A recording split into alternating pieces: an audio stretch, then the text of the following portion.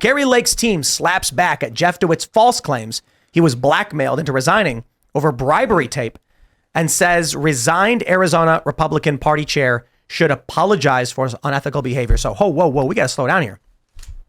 Jeff DeWitt is the guy who was caught on camera. And we've called it bribery of Kari Lake. I actually think it's blackmail. I think blackmail's a better term. Is there an amount of money? I don't think he's trying to bribe her when they both explicitly are bringing up that when she says they're going to have me murdered. Kari Lake says that in the recording. And he's like, well, if it's true about the report with the cartels operating in all 50 states, that doesn't sound like bribery. That sounds like a guy came in and said, be a shame if one of these cartels people got you. Why don't you take a job and just don't bother the people back east? That sounds like blackmail. Call it bribery, whatever. Well, the latest news is that this guy resigned. He's claiming that the audio has been altered in some way, and Kari Lake's team came to him and said, more audio will be released unless you resign. Now, Kari Lake's team is disputing this, but I got to tell you, when you listen to the audio, my guy, ain't nobody made you become a scumbag who's going to go to Kari Lake and offer her cash to drop out of politics. I was wondering, is he getting a cut? Is that why he was doing that? I was going to say, he's a little fish. Who is the big guy that's paying him to talk to Kari Lake and say, hey, we don't want you to run in the Senate race for the next 2 years, lay down? Because there's no way out of his own brain. He said the people back east. Who's the people back east that are funding this corruption, not just in the state of Arizona, but there's more people that are being bribed or blackmailed into Who is they, not though? running. Exactly. Who is they? They were. They didn't say numbers. Kari was like, "What, $1 billion? That's not. No, I'm not going to do it. It can't be bought." Did you guys play this video last night? Any of it? Portions of it. This is crazy. It's 10 minutes long, and it is edited. I mean, the shocking thing is, she says, "What, 1 million, 2 million? It's not worth it." And I'm thinking, like, I know, because the number's probably around 10 million. I'm gone. I'll be out the door. No, I'm just kidding. But the question is, they don't bring up in the video who they is. Right. They say they are saying this. They said it's powerful people back east. So I have to assume it's deep state. It's intelligence assets. It's leaders of industry. It's people likely in D.C. Well, even Kari brought this up in the video. Is like, it's because they're anti-Trump.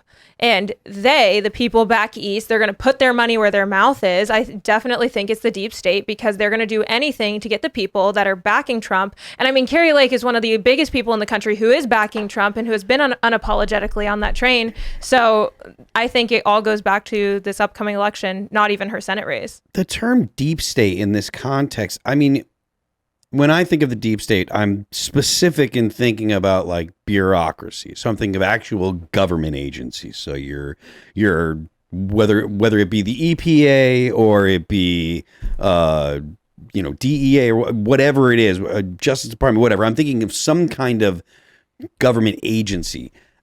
I don't know where they're going to come up with money to bribe her out of an actual government agency. I think that it's more likely that it would be like someone that sends money to PACs, like a wealthy investor or something like that, than actually, an actual person in the government. So when you say deep state, I think of actual bureaucracy, someone that's actually in the government, as opposed to... Which of these high-level donors also murder people?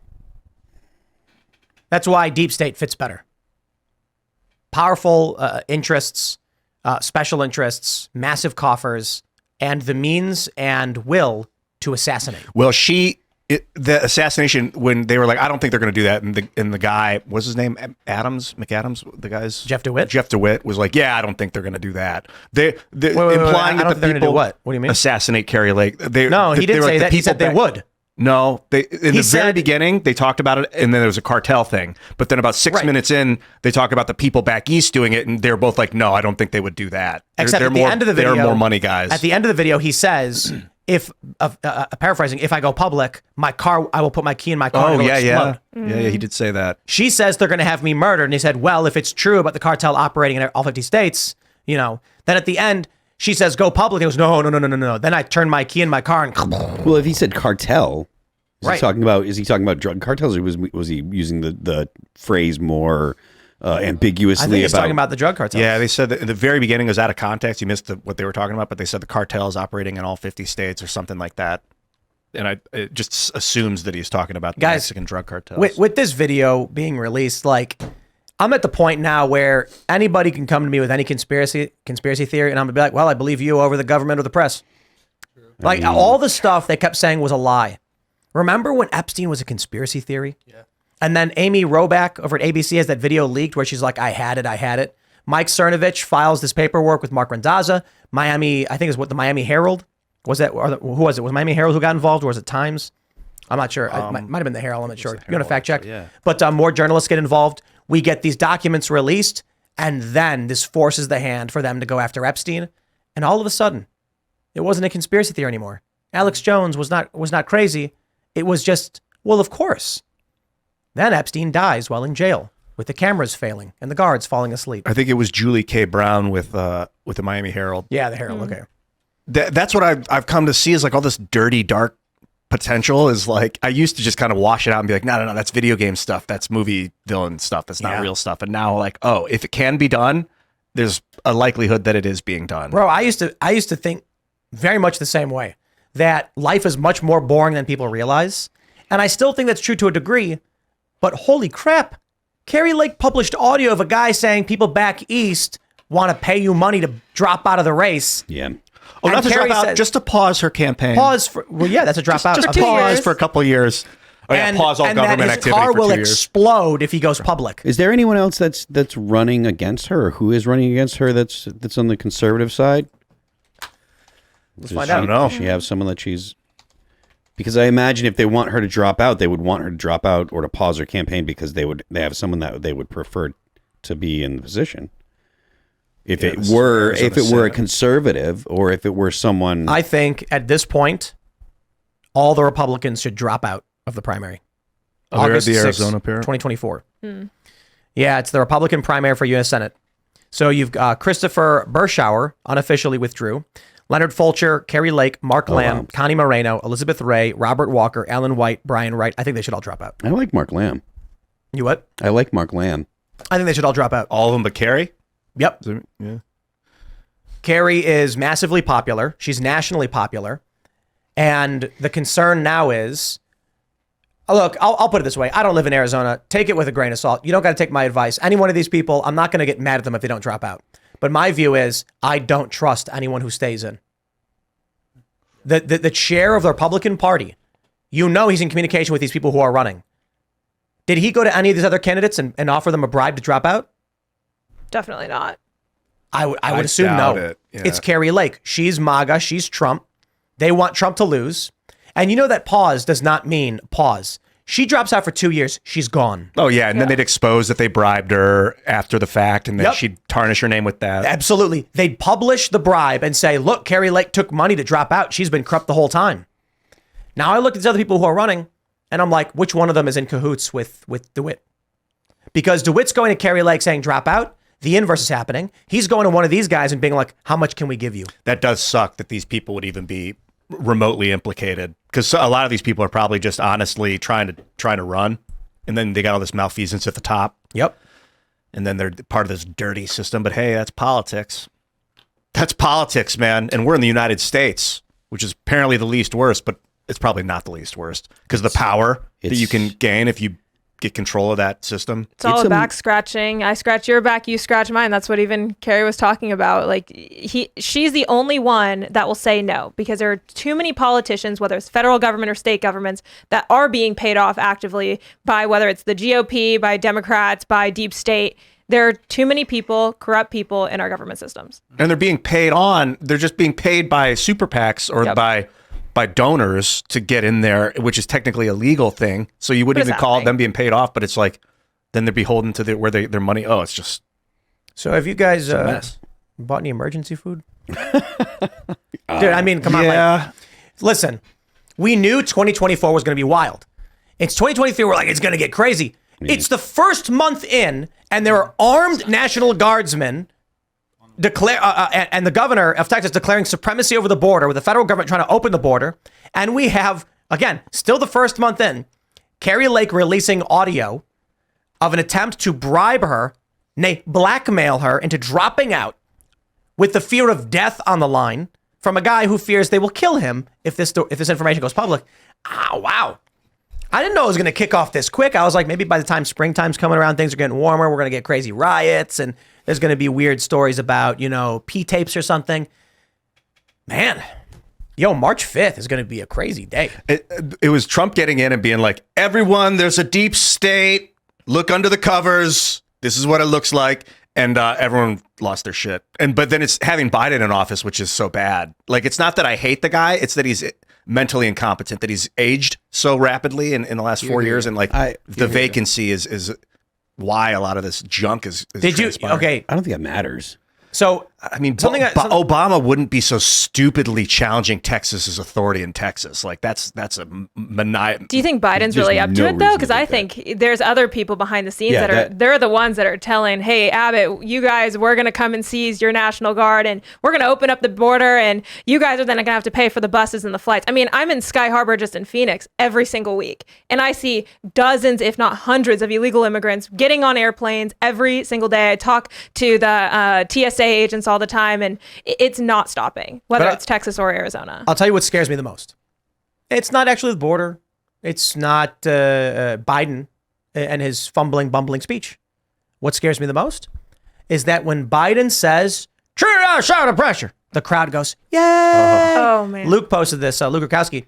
Biden goes, because when you mess with Yaga Romero, you can't. And the crowd goes, wow, screaming, cheering. I'm like, this man, the emperor has no clothes. This man, that book was written about quite literally said no words, and the crowd was cheering in uproar. Do you remember that? This is I'm sorry. Listen, this is a crowd where someone. I mean, look, people talk about the fervor of Nazis and how they screamed and cheered for Hitler. Hitler was speaking to them.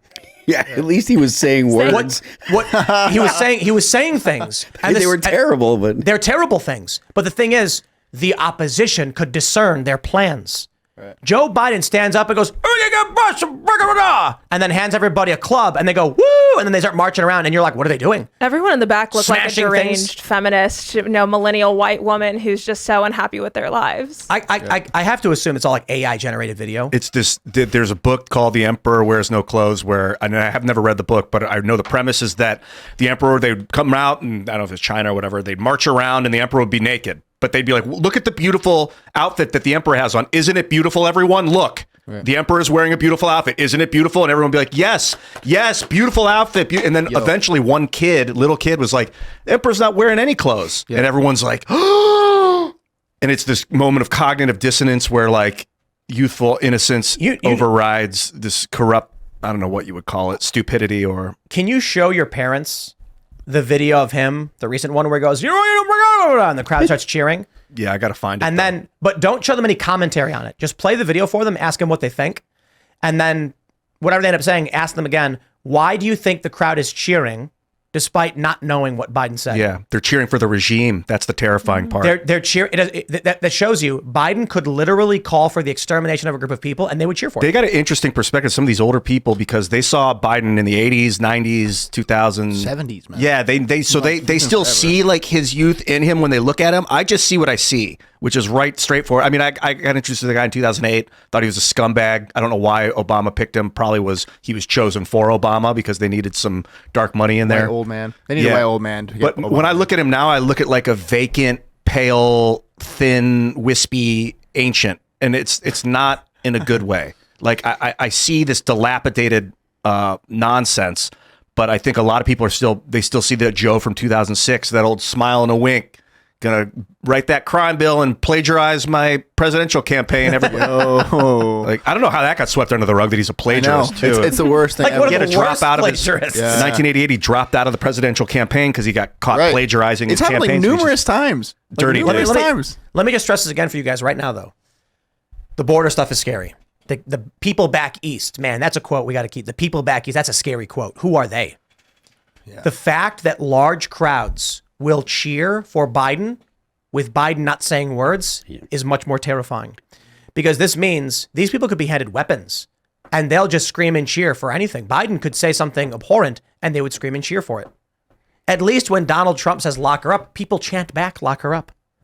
With Joe Biden, he goes, and they're like, yay. I did get a horrible vision of the president ordering people to turn on American citizens, like whoever, an out group of some sort, whether you call it the Nazis, the MAGA commies, the Republicans? MAGA Republicans, the Maybe. black people, I mean, the He white calls it- people. he's- You pick a group and he's doing that already. But in my mind, I visualized people cheering it on, being like, They yeah, are. They this- are. That's literally happening. That's Nazi You know, Germany. Like That's happening now, bro. Well- It's been happening for like a year longer. It literally Maybe that's happened why- when Hillary Clinton said the basket of deplorables. People cheered for that. but worse than that, they've been calling Trump supporters maggots yeah. for years now. And Joe Biden says his first campaign commercial was, "They are your enemy and must be stopped." Yeah. I see the cheering like for the rhetoric, but I was visualizing like a guy on the street getting clubbed and other people getting on the news and people being like, yeah, get it. And like, don't let the country come to that. Don't become that guy. Bro, that's like TV in 2020. I was seeing all that happening already. I Yeah. feel like All it's the- been going on. All the stuff that you're you're worried about possibly happening in the future has happened in the past. Happened in 2020. People were getting beat. It happened in Nazi Germany. We should take a message. We should Oh, take yeah. a learning lesson Yeah, from like that. all the rest of black doing When the been leader people goes, "Those are literally your saying enemies." that exact same thing Yeah. since like 2015 Yeah. when Milo was getting punched in the face. That like you can't sit there and just say, "Oh, punch a Nazi, it's okay. We Well- need to calm these things down." All of that was the start Here's one of what for we're you. seeing now. That was almost 10 years ago. And then you have Chris Ray Gun, who made a song, Punch a yeah. Nazi, which was a satirical version of Paparazzi by Lady Gaga, pointing out how these people are going around saying that encourage people to engage in violence against anyone they disagree with. And the threats of violence were so extreme, Chris Ray Gun took the video down a couple years later and then totally just disappeared off the face of the earth. Yep. I think he still does videos of some sort, but man, did he ran in panic. He got rid of it. Yeah, but I got mean, rid of it. That's crazy. This is not something that's coming in the future. This is not like the government being against a group of Americans. The IRS was used to target Americans in like 2012, 12 years ago. This is not someday this is coming. This is happening right now. I know that it's Donald Trump, but like they're fabricating and doing everything they can to circumvent due process to just slap this guy with punishments. I feel like there is some scapegoating happening from the top rhetorically, but people are strong mentally to not fall for it. I just want to encourage people to continue to not fall for it and don't scapegoat other groups of people. They have not fallen for it. They have fallen hook, line, and sinker for I it. know people that have not fallen for it that I would have thought have. There are some people that have not, of course, but I think that the reason that we talk about things like people kind of realize that things are bad when they saw like what their kids were seeing in schools during COVID, or when they saw the way that the government was behaving during COVID. All of that stuff there were people warning about that stuff for at least a decade prior. At least 10 years before all of that stuff happened, there were people saying, "Hey, this is happening, this is happening." Some people were saying it 20 years earlier. Like Alex Jones, as much as people hate to admit it, like Alex Jones was predicting some of the crazy Remember when he shit. predicted 9/11? Yeah, he was predicting 20 years ago. Yuri Like in Bezmenov. July of 2001, Alex Jones, there's like a famous recording of Jones. You can watch it where he's like, they're going to be targeted in the World Trade Centers and other places with terror attacks. And then he talks for a little bit, and then he mentions Osama bin Laden will be the main scapegoat. They've used him before, blah, blah, blah. And it's just like, you can watch his videos. It was like in May of 2001. He was talking That's about crazy. it 5 or 6 months before. The stuff is not coming. No, the stuff is here, Yuri and it's just Bezmenov- that Americans have not noticed because it is not.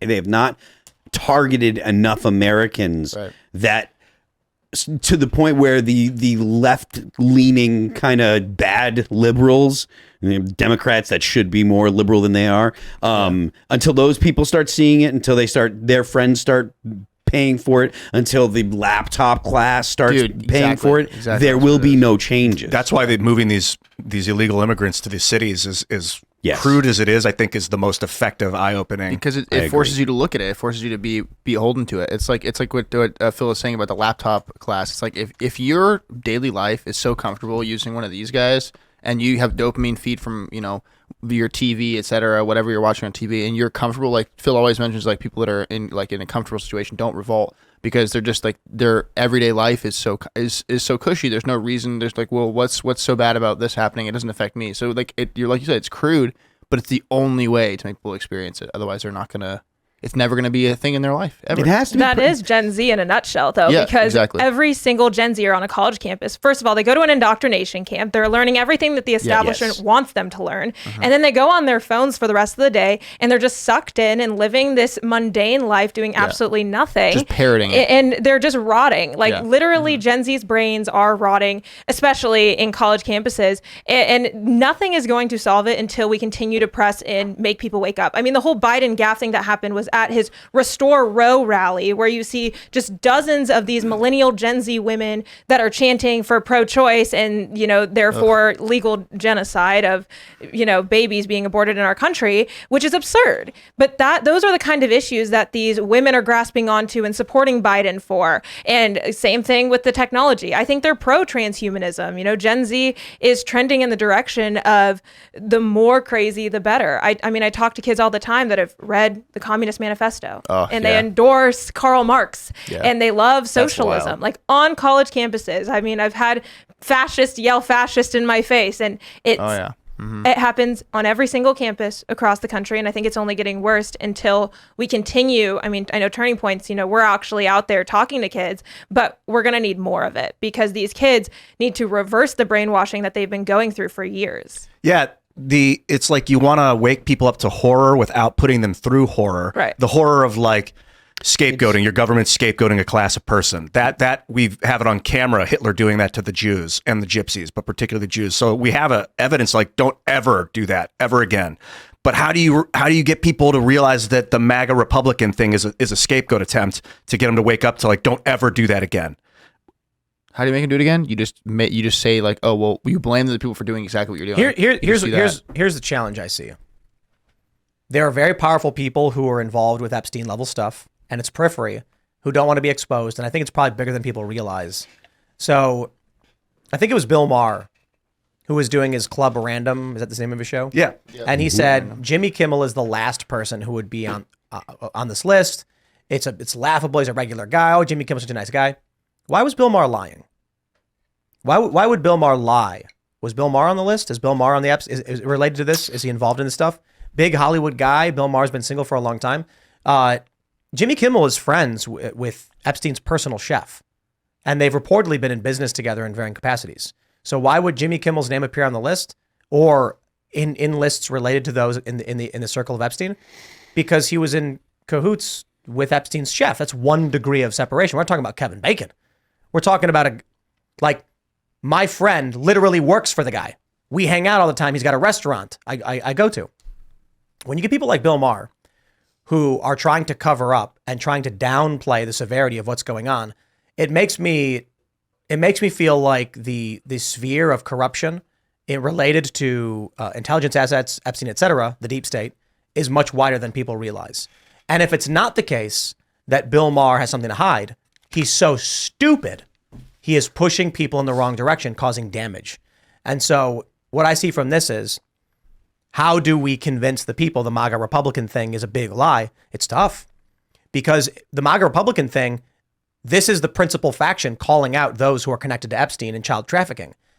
And Jimmy Kimmel is in that sphere of influence, but he's got powerful allies, assets, resources, and money that will use the media to lie to people because he does not want to be involved. He does not want people coming out being like, did you know that he was really good friends with Epstein's chef? That's bad for him. So you get powerful interests being like, what ends up happening is someone says, if I talk bad about him or bring this up, I can't go on his show. And it is not just that people are on the Epstein list. It's that there may be a guy who knows who is on the list and thinks, but if I call him out, he won't buy my product anymore. That sphere of influence is massive, absolutely massive. They're going to do everything in their power to keep that covered up in every capacity. Maybe we can try and make some nuance on the Epstein stuff because most people that were connected with Epstein they didn't have sex with underage women. I would imagine. Like Frank Reynolds in It's Always Sunny. He was just there for the snorkeling. Yeah, exactly. He didn't know anything about the kid taking the stuff. sites. A lot of people probably just did business with that? Epstein because he was a big businessman and loved to make connections, but never got to the level of going on the plane with them, or they knew somebody that knew Epstein. And if they're afraid of acknowledging the thing, then they're going to be hiding the people as well that did the nasty. So we should maybe go ease off on some of the people that were connected to it to try and find the darkest. Well, shout out to the It's Always Sunny team because their latest season, Frank Reynolds is like, I went to the island, and they're like, what? And he's like, I didn't know anything about it. I was there for the snorkeling. But because it's absurd. Like, how could you have gone there and not known what was going on? The island's not that big. I bet it was like some people were having dinner while parties while I was like 6 of the dudes went into back rooms.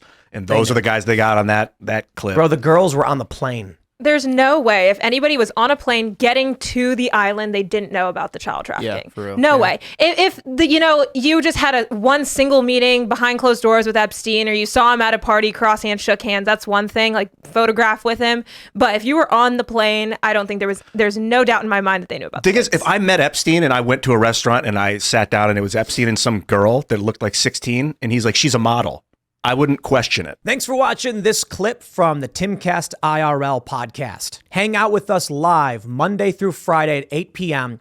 and become a member over at timcast.com for uncensored, members-only shows exclusive. Thanks for hanging out, and we'll see you all next time.